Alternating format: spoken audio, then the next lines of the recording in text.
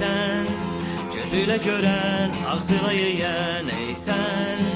Eliyle veren, diliyle söyleyen sen. Bu tamaşaya, güzel sıraya gir o kuzularla, gir o kuzularla yarışmaya.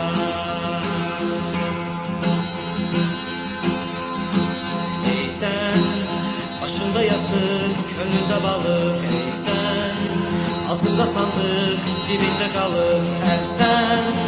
Bu tamaşaya, güzel sıraya gir o kuzularla, gir o kuzularla yarışmaya.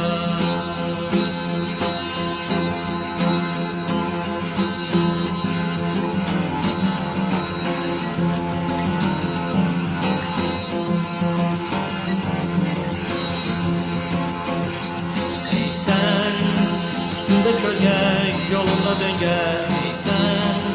Dağılan ölkə, cavab ver cəngə Tanrı. Hiss etsin səni, örtmə pərdəni, başlayaq ikinci hissəni.